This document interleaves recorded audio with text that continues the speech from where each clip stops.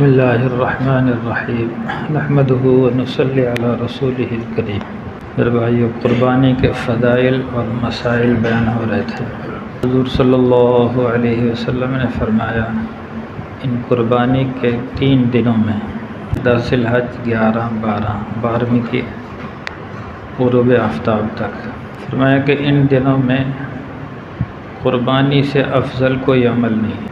کوئی آدمی کروڑوں روپے خرچ کر دے، اربوں خرچ کر دے، خربوں روپے خرچ کر دے، لیکن واجب قربانی نہ کرے تو اس کو اتنا ثواب نہیں ملے گا جتنا کہ جس پر واجب قربانی تھی، چاہے ایک حصہ ہی لیا ہو یا ایک جانور ذبح کیا ہو، قربانی جو اس پر واجب تھی وہ ادا کر دی، اس کو جو اجر و ثواب ملے گا تو اس شخص کو نہیں مل سکتا جو اربوں خربوں روپے خرچ کر دے لیکن واجب قربانی نہ کرے۔ چونکہ اللہ تعالیٰ دیکھتے ہیں کہ بھئی اس وقت اللہ کا حکم کیا ہے۔ ایک عمل دوسرے کا بدل نہیں بن سکتا۔ مثال کے طور پر کوئی آدمی فجر کی نماز نہ پڑھے اور 10 لاکھ روپے غریبوں پر خرچ کر دے تو وہ 10 لاکھ روپے خرچ کرنا فجر کی نماز کا متبادل نہیں ہو سکتا۔ ایک آدمی فرض زکوٰۃ نہ دے، باقی چاہے خربوں روپے بھی خرچ کر دے، وہ فرض زکوٰۃ کے متبادل نہیں ہو سکتا۔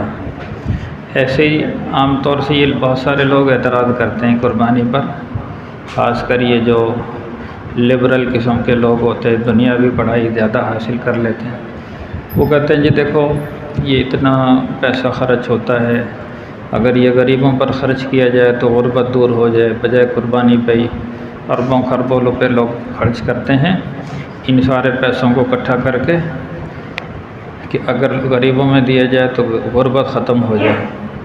حالانکہ ایسی بات نہیں ہے۔ جو خرچ کرتے ہیں، جو قربانی دیتے ہیں، وہ ویسے بھی زکوٰۃ دیتے ہیں خرچ کر۔ جنہوں نے نہیں خرچ کرنا وہ نہ قربانی دیتے ہیں نہ خرچ کرتے ہیں۔ دوسری بات یہ ہے کہ یہ صرف ایک شیطانی دھوکہ ہے کہ بھئی اس کے یہ پیسہ ضائع ہو جاتا ہے اور غریب غربت، بلکہ قربانی کے ذریعے سے بہت ساری غربت دور ہوتی۔ دیکھو نا، یہ جتنا بھی مال آتا ہے منڈیوں میں، یہ غریب لوگ اپنے جانوروں کو سال بھر تیار کرتے ہیں۔ کوئی بکریوں کو پال رہا ہے، کوئی گایوں کو پال رہا ہے، کوئی بھیڑوں کو پال رہا ہے، اونٹ پال رہا ہے، ان کی سال بھر کی روزی ہوتی۔ خدا نخواستہ قربانی نہ کریں تو وہ سال بھر بھوکے رہیں غریب۔ وہ سال بھر اپنے جانوروں کو پال کر پھر وہ ان کی کمائی کو بیچ کر اپنا سال کا گزارا کرتے ہیں۔ تو یہ سارا پیسہ غریبوں کو جاتا ہے۔ اور دوسرا، اب قربانی کے کتنے ایسے ہیں بیچارے وہ گوشت نہیں کھا سکتے، یعنی ان کے پاس اتنا پیسہ نہیں ہوتا کہ گوشت کھا سکے۔ اللہ قربانی کے موقع پر سب کو گوشت کھلا دیتا ہے، تو یہ اللہ کی طرف سے مہربانی ہوتی۔ اور اس کے علاوہ شہروں میں بھی اب کسائیوں کی یعنی ان کی دہاڑی لگ جاتی ہے، مدارس میں بہت ساری کھالوں کے ذریعے سے آمدن ہو جاتی ہے، تو ہر لحاظ سے اس میں غریب کا ہی فائدہ ہے، دنیاوی اعتبار سے بھی اور آخرت کا۔ باقی سب سے پہلے ہم نے ابھی اللہ کا حکم ہے، نبی کا طریقہ، ہم نے اللہ کا حکم ہے، نبی طریقہ، اس میں عقل کو نہیں لڑانا، لیکن عقلی اعتبار سے بھی دیکھا جائے تو اس میں غریبوں کا بھی فائدہ، سب کا فائدہ ہی فائدہ ہے، عقلاً بھی فائدہ ہے، اور اصل یہ کہ بھی اللہ کا حکم، نبی کا طریقہ۔ اللہ نے فرمایا فَصَلِّ لِرَبِّكَ وَانْحَرْ، کہ اللہ کے لیے نماز ادا کرو، اپنے رب کے لیے، اور قربانی کرو۔ جب اللہ کا حکم آ جائے پھر اس میں کوئی چوں چرا نہیں کہ ان دنوں میں قربانی سے افضل، خون بہانے سے افضل اللہ کے ہاں کوئی عمل۔ پھر یہ ہے کہ قربانی کس کس پر واجب ہے، تو جو صاحب نصاب ہے اس پر قربانی واجب ہے۔ جو زکوٰۃ کا نصاب ہے وہی قربانی کا، البتہ قربانی کے 5 نصاب ہیں، زکوٰۃ کے 4 ہیں۔ زکوٰۃ تو ہے جو زکوٰۃ کے لیے سال گزرنا بھی ضروری ہے، لیکن قربانی کے لیے نصاب پر سال گزرنا ضروری نہیں۔ جس پر ان دنوں میں پیسے آ گئے اس پر قربانی واجب ہو گئی۔ تو نصاب میں سب سے پہلے 7.5 تولہ سونا، لیکن جس کے پاس سونا ہے صرف سونا ہی ہو، نہ نقدی ہو، نہ چاندی ہو، نہ تجارت کا مال ہو، نہ ضروریات سے زائد ہو، لیکن اگر کچھ سونا ہے کچھ ساتھ نقد پیسے بھی ہیں تو پھر اس کی قیمت فوراً چاندی پر آ جائے گی۔ اور چاندی کتنی ہو کہ 52.5 تولہ چاندی۔ موجودہ زمانے میں چاندی کی قیمت تقریباً 8,000 تولہ ہے، تو 8,000 کے حساب سے 52.5 تولہ چاندی کی قیمت تقریباً 4,20,000 روپے بنتی ہے۔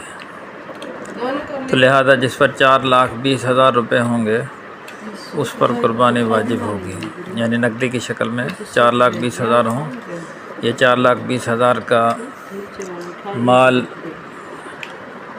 تجارتی مال ہو، مال تجارت، یہ 4,20,000 کا سامان گھر میں ضروریات سے زائد رکھا ہو تو اس پر قربانی آئے گی۔